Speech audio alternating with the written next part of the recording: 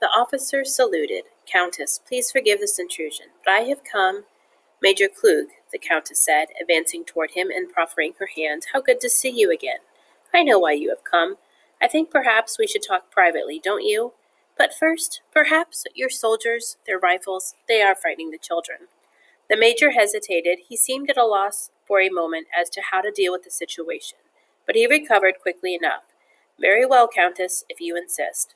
He ordered the soldiers to lower their weapons, told us all to stay right where we were, then followed the Countess into her study. I do not know how long we stood there in the hallway waiting, but it seemed like a lifetime. No one spoke. All the while I held Peter's hand, knowing these might be the last moments we would have together. Carly kept looking up at Muddy, eyes filled with tears, but Muddy did not notice. Like all of us, she was straining to listen, to make some sense out of the murmur of voices we could all hear on the other side of the door.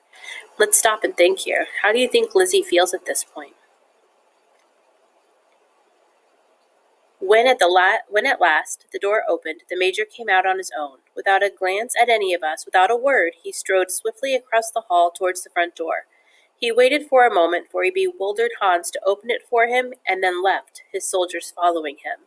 The Countess came out moments later, a glass in her hand. She was breathing quite heavily. "I am afraid I had to have a little drink," she said, to stop myself shaking. She smiled at us then. "Do not look so worried. Actually, I think it all went quite well, better than I could have hoped for. It was lucky for us that it was Major Klug who came. He served with my husband in the same regiment. They knew each other quite well. Anyway, it's all over now. In a sense in which we needed him to be, he is, I'm sure, an honorable man. He will keep his word. You are safe to go." "What do you mean?" Muddy asked her. "What did he say? What did you tell him?" "You have heard of the stick and the carrot," the Countess went on. "When you want to persuade someone to do something they do not wish to do, you need both, don't you? Stick and carrot. First, I used the stick.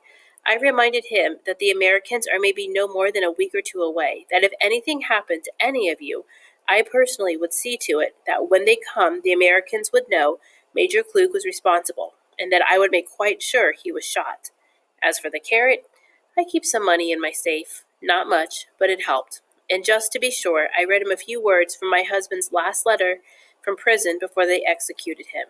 Major Klug had great respect for my husband. My husband wrote, and I know the words by heart, 'It makes me happy to know that out of ashes of this horror a new Germany must grow, and that you, our friends and family, will be a part of it.